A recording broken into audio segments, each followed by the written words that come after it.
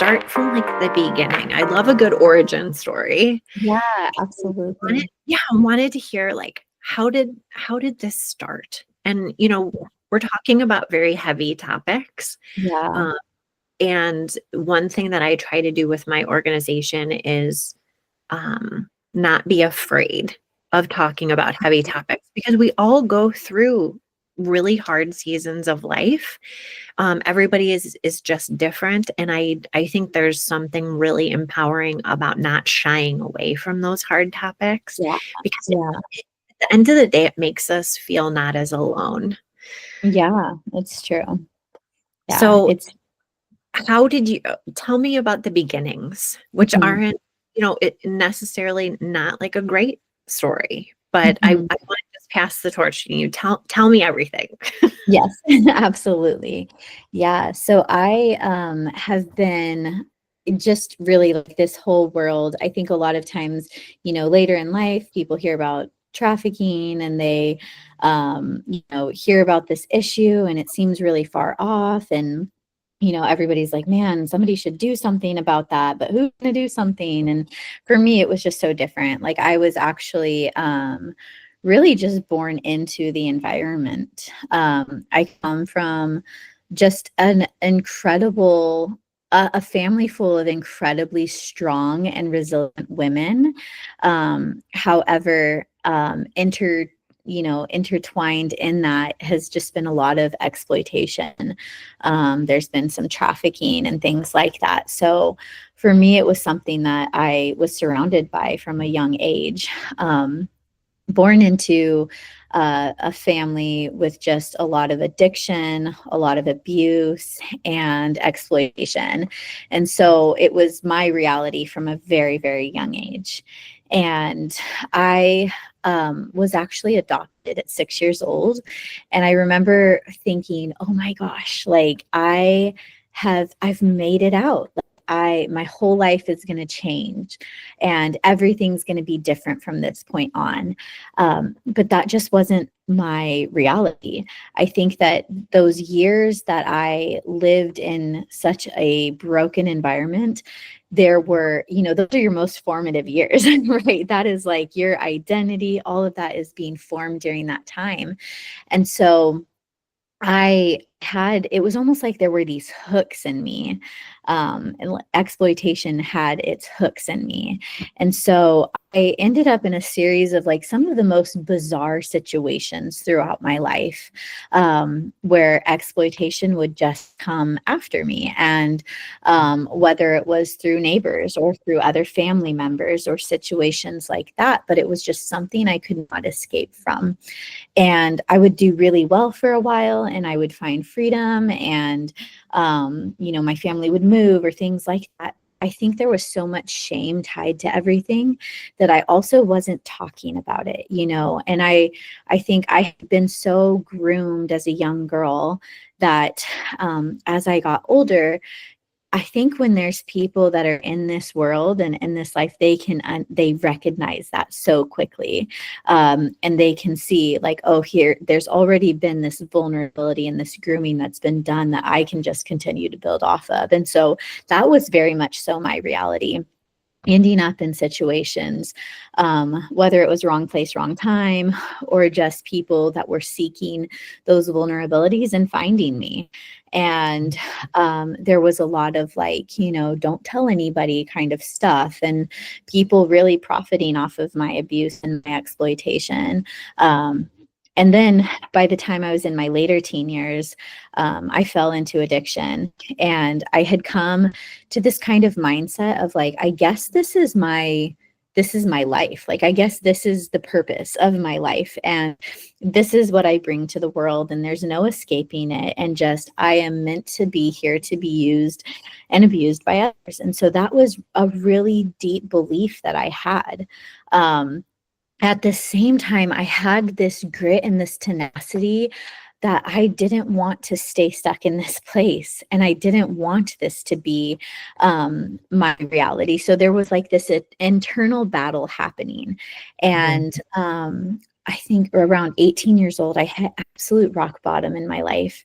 And I ended up, just finding myself completely at my end and tired, very, very tired. And at that point, really began to pivot my life and rebuild.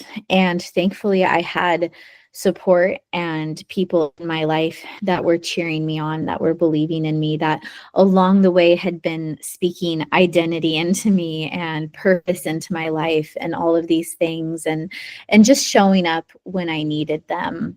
And so, so as I began to really rebuild my life, I knew that I was going to be somebody that overcame this. I was going to be somebody that created a different legacy and pathway for my family, and that I wanted to be somebody who made pathways of hope for other survivors as well. So at a really, I'm 18 years old and I'm like, no, that things are changing now. I'm breaking stuff off. I'm taking those hooks out and I'm blazing a new trail. So I ended up going into some missions work and doing some nonprofit stuff. And actually at 18, that's when I met our current CEO. He and his wife just took me under their wing. And as I was fumbling and figuring out how to be a functioning human, and we stayed friends. He went the business route in life and I went the nonprofit route. But he and his wife stayed a consistent part of my life, and would pop in from time to time and began contributing to the work that I was doing. My husband and I got married really young. We'd been friends throughout our childhood, and ended up getting married at 19. And I was like, listen, I'm on a mission with my life and you can join me. So we actually ended up going overseas and working to help kind of pioneer some red light district outreaches that were happening in Thailand. And that was the first time my husband saw trafficking for himself. He saw a young Thai girl sitting on an American man's lap, and he had a wedding ring on his finger. For him, it was this moment where he was like, wait a second, this is obviously affecting the victims, but this is also something that's like attacking family. And we were building our family at the time. We had our very first child. And we were 22, and he was like, we have to like go after this. Like we have to give our lives to this. And so we jumped in full time at that point. That was back in 2010.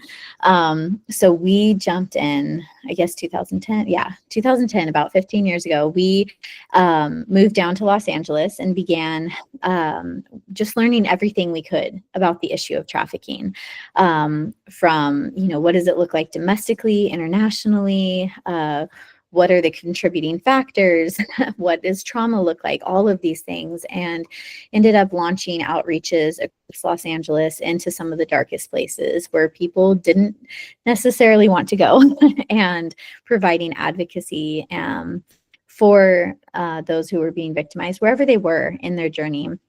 And we continued to help other organizations overseas with their work and things like that. But really had like this global approach on the issue. But regardless of where we were, saw the same thing happening over and over again. We saw those who were being victimized finding freedom, going through rehabilitation and healing and all of this. And then it would come time for them to begin rebuilding their lives and reintegrating into society. And they would face all of these barriers. The average age of entry is about 12 to 15 years old. So many of them hadn't completed education. Many of them had not had professional work experience, and often they had criminal records. So they ended up really, kind of coming right back to the life. I think the statistic says, somewhere near 80% of those who leave actually end up returning. And so they would come right back to us, and they were sending this really clear message to others: don't try to leave. There is no hope. You just got to kind of accept that this is your reality. And I saw that because I remember having those thoughts of like, this is all there is. And that was really disheartening to me. My husband had started roasting coffee in 2015 as a hobby. He started with a popcorn popper on our stovetop. And we realized, we're like, wait, this is really good. And he started selling small batches just to help fund the work we were doing. But around that time, he began to dream, like, what if we actually do something to be a part of the solution? Like, we'd been a part of like every aspect of the anti-trafficking movement. But it was this re-entry side and reintegration piece that we saw that there still wasn't a lot happening with at that point. And so, so in 2020, we launched our first coffee shop in the San Fernando Valley of Los Angeles.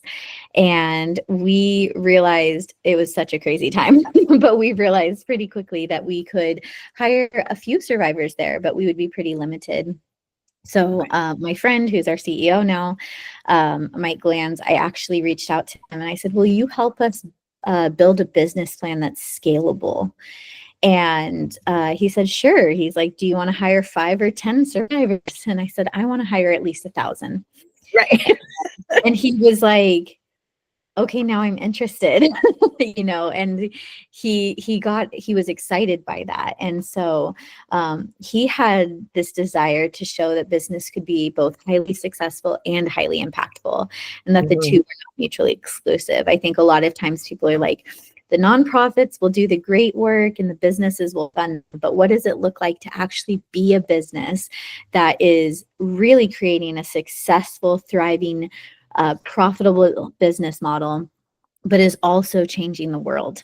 And wouldn't it be amazing if we could create this model and show other businesses that this is possible? So at that point, he said, I'm in. He completely pivoted his life to join us. And I was very shocked, but I'm like, let's go. So he actually completely pivoted. We pivoted everything that we were doing and all went full force into building Talitha. We made our first acquisition of another roastery at the end of 2022 down in San Diego, in the heart of San Diego, and went from 300 pounds a month to 10,000 pounds a month overnight. And oh my God. It was such a steep learning curve, but it was wonderful. And it was so exciting because we're like, oh my gosh, we're actually doing this thing. Since then, we have acquired 4 roasteries. So far, we're in serious talks with multiple others and really proving out this concept in San Diego before we expand to our second marketplace nationwide. So yeah, we now have 9 cafe spaces that we are operating across San Diego, and really a book of brands. So we have different brands operating in the San Diego area under, coffee shops and roasteries and coffee training institute. We have a repair and maintenance company. So all of these things, and we're able to offer first our employment opportunities to survivors. So every position we have is opened up to survivors first. Then we, of course, have the Coffee Training Institute, where we actually can scholarship training for survivors, whether they're just developing skills that they can be confident in, or whether they're building their resume.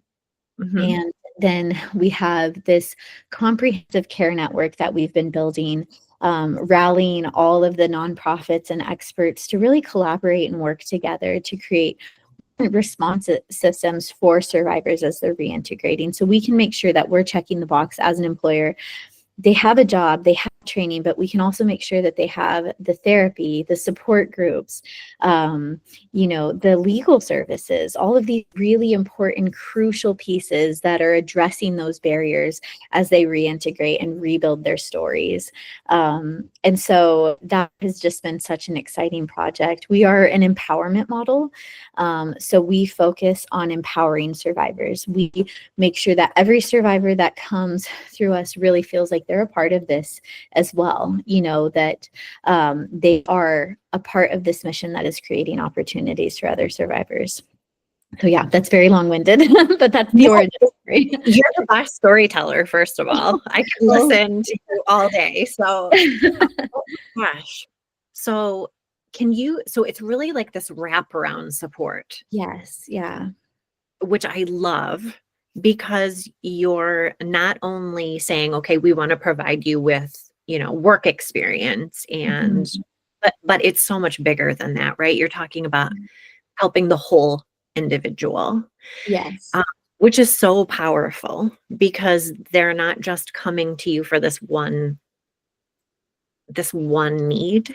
Yeah. They know they'll be taken care of. And so when you were in that like pivotal point, and this is what makes this so successful, is that you have lived Yeah. through each part of that journey. And I don't like to use the word journey, but like that season of your life, like you have seen that firsthand. So I guess what are the two areas that somebody would read, not two, but like what are the areas that someone would reach out to you, or how do you find people to be a part of your group and business? Yeah. So on the care side of things, or for survivors that are looking for employment? I feel like both. Let's talk about Okay. both because I'm curious Okay. about Yes. both. Yes. Yeah. Yeah. So first, with survivors, that's part of the reason we have the Talitha Survivor Care Network, because when we release what positions are available through that network, we will advertise to them before the positions go public. The reason why is, first and foremost, we know that they actually are a survivor of trafficking or exploitation. The other piece of that is that we know that they're ready for employment. It is one of the most vulnerable times in that journey of a survivor to actually take a step out, right? Yes. And so, recovery and programs are so crucial.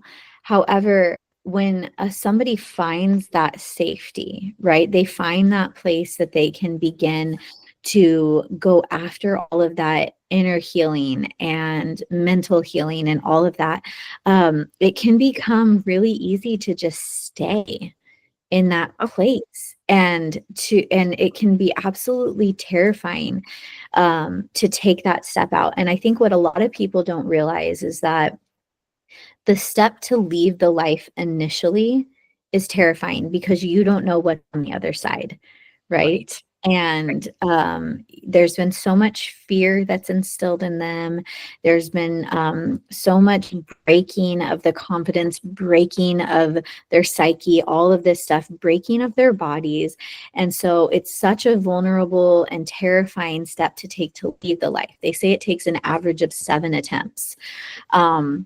Now, to reintegrate and take that step out into pursuing independence Mm, and betting on yourself can be re-triggering and can bring up some of those feelings all over again.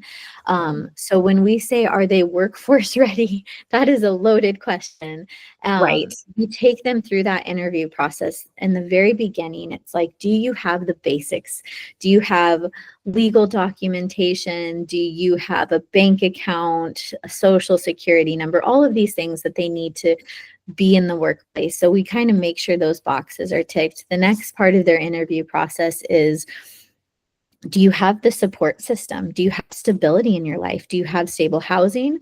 Do you have support groups and therapy in place that, to not really from a place of like, you must have these things in order to qualify, but more like, what are the pieces in your life to make sure that your physical, your emotional, and your mental stability is in place? Like, what do you have in place to make sure all of that is succeeding?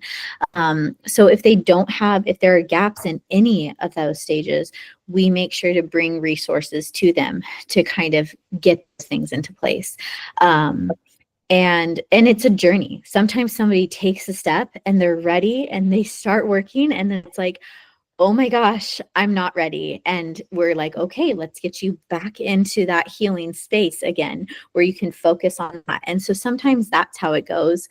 But we really do that through that network. That way we make sure that they have the stability pieces in place in order to begin in the workplace.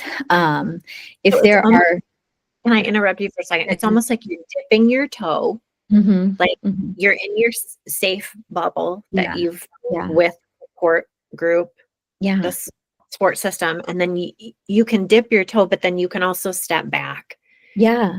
Yeah. And whereas Absolutely. you wouldn't necessarily be able to do that with Right. another employer. Right. And there's so much grace in our workplace. Like you come in that very beginning phase and it's like, okay, we're making sure that you're showing up to work on time. Your basic accountability. Are you doing the tasks that are put in before you? Are you having integrity with clocking in and out and all of that stuff? And then it goes into the next phase of actually initiative. Like, do you know what needs to be done and you're doing it before you're asked, right? What does it look like to be a great employee? And really show up to life as a participant. And then the next would be leadership. Are you actually beginning to show up to the table and use your voice and help, form processes and things like that and contribute to the team?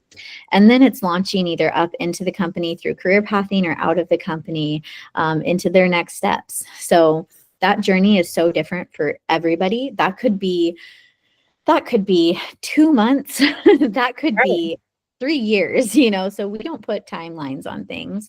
And then I think on the side of how does somebody become a partner and things like that, we love coffee because coffee is something, one, that brings everybody to the table. It pulls people together. It's one of the most consumed beverages in the entire world, oftentimes more than water. And it's also something that we can combat the issue of exploitation from the very farms all the way through to the baristas, right? And so there's great opportunity with that. Like I said earlier, a lot of times people hear about the issue of trafficking and they're like, oh no, somebody should do something. That's so horrible. And, they, kind of either shut down or they kind of, put it to the side because it's overwhelming. But by doing coffee, we're actually creating ways for people to directly get involved in transforming lives. So being a business that's successful and impactful, when people are purchasing our coffee, they're actually contributing to the transformation of lives. They are directly impacting people's lives and their futures. Then we have our whole collaborative network that we're doing, and Talitha helps bring funding to those as well. So we do a lot of partnering with organizations and collaborations and things like that too. So we are definitely an organization that wants to be creatively collaborative. So we're always looking for what do you bring to the table and how can we partner that with what we're doing? How can we make space for all of us to be a part of the movement? So we kind of break that into different categories. Is this an opportunity to get the message out and to invite others to the table? Is this an opportunity to bring in nonprofits that are doing work? Or is this an opportunity to collaborate with other businesses that want to bring an impact as well? I love that. It's just impact. I mean, the level of impact is huge on every phase of your business. And not only on the survivors side, but also on people who may want to help, but like you said it, how do I even help? How do I impact? So this is great job. This is just very exciting. Okay, so where are you at today? I was kind of doing an internet stalk and watching all the amazing videos about you and the interviews. Where are you at? I feel like you're on this precipice of like really launching and going huge. So where are you at today?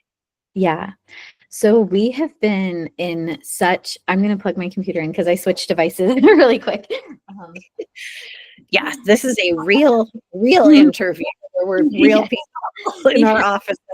Good. So I think for us, it's been this crazy thing. Like this was a dream in my husband's and my heart for many, many years. We dreamt of this for about 10 years before, 10 years ago, we started dreaming about this. And yeah, I think we're in this place now where we've been building the bones, we've been building the structures and building the ship, right? And so I feel like right now we've had so much rapid growth. We say that we're a little big company because we're still very much so in like full blown startup mode. However, we're also in this place where we're pretty large. And that's really exciting. We've definitely, I feel like, been very successful in kind of beginning to prove this model out in San Diego in order to really plan what does it look like for the next marketplaces. And we've also been great at kind of like, beginning to make a name for ourselves. Like we're getting out there. People are starting to learn about who we are and what we're doing. So that's been really exciting too. I think we have increased this past year, we increased our capacity to provide first and second jobs for survivors. I mean, when we started, it was a team of 3. and now across all of our companies offering first and second positions, we have about 120 staff. And so that has grown crazy. Now, not all of those are survivors, but we provide training as well. So we also see that we're raising up community advocates. We're raising up and training people who know what trafficking is and are spreading the word in their communities as well. And they're all a part of creating safe and supportive work environments for survivors. And then I would say, I think that we've just been beginning to build, like I said, this collaborative network.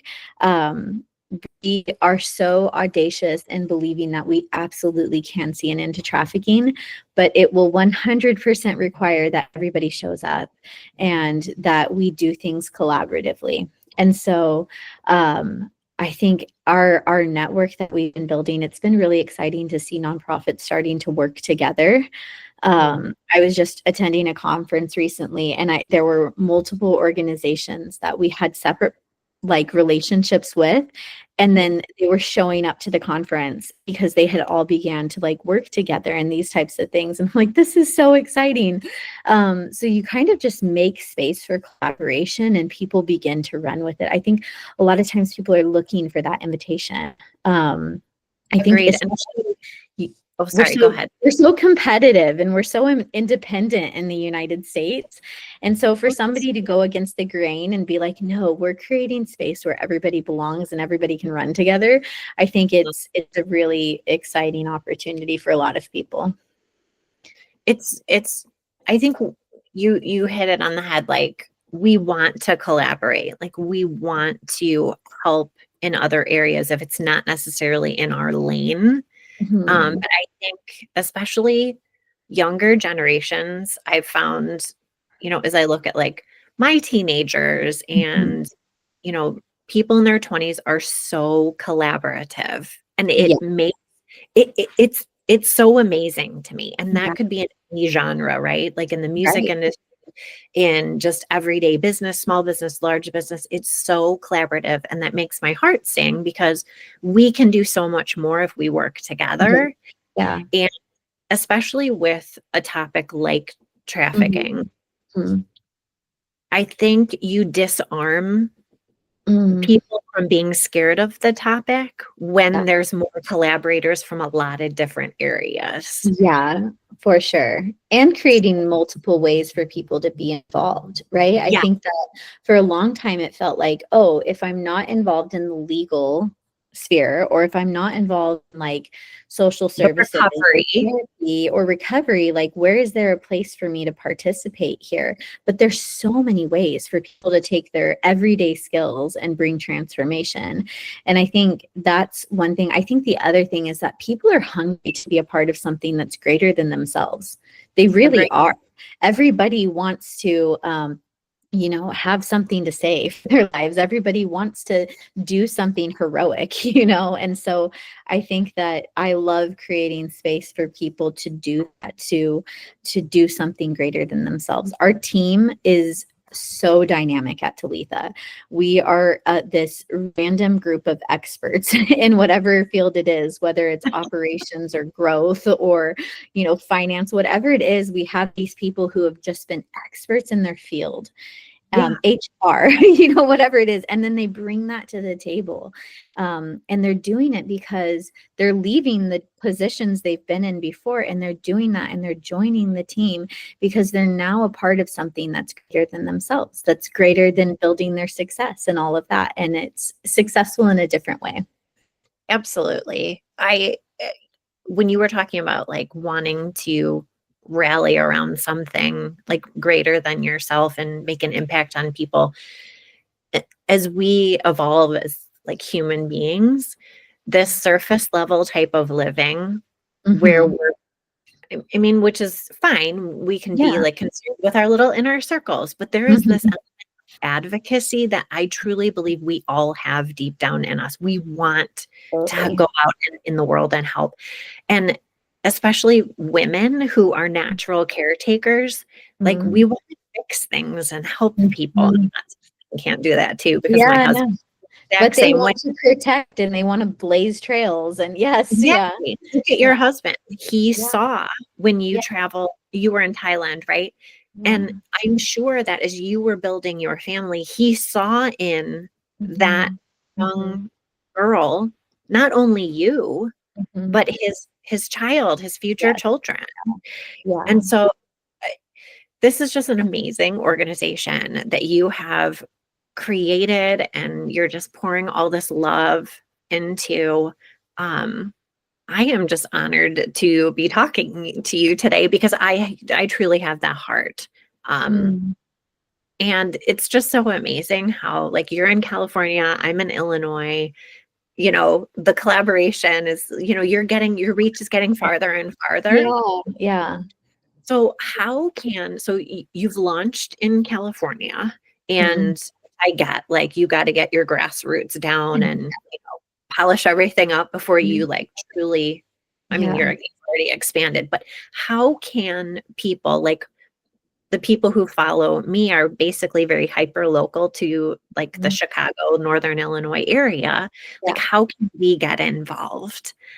Yeah, definitely. I think there's multiple ways. I think if we are creating partnerships across the US right now, we offer local and on-site positions. And so having actual nonprofit partnerships that are global is really important to us. I think we already have our eyes on multiple marketplaces where we can potentially expand. And so for us, we never want to show up to a new place and be like, here we are to save the day. Like we are wanting to show up and say, how can we partner with the work that's already happening here? How can we bring strength? How can we learn from you? This is your turf, And so I think establishing those partnerships early on is really important.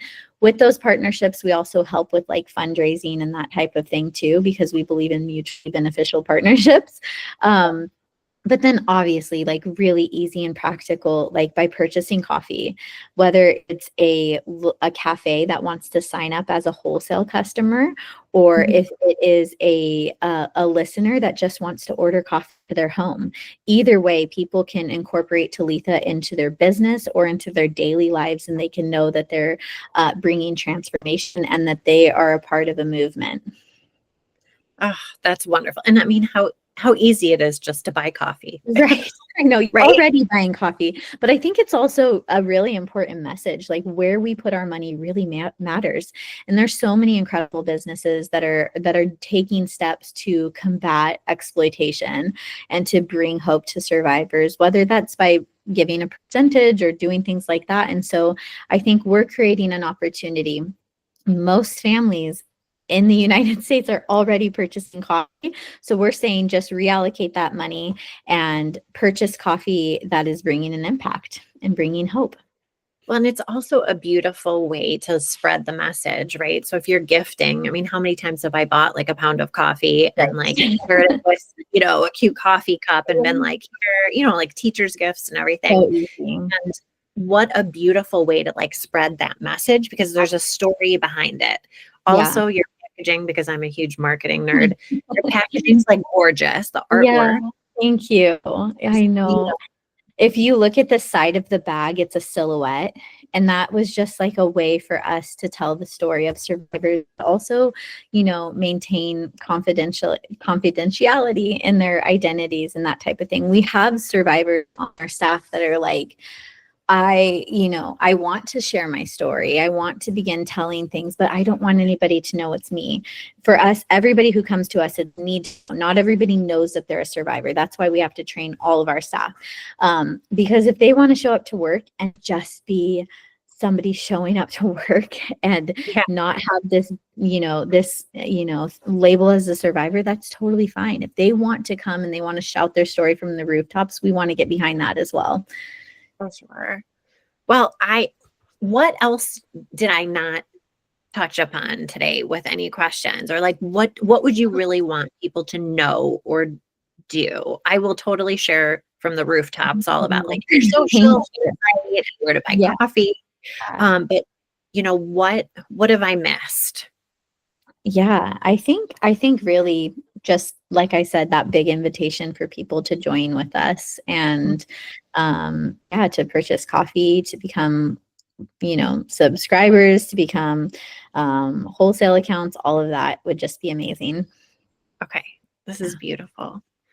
Okay, well, I thank you so much for meeting with me today. We can still stay on the phone though, but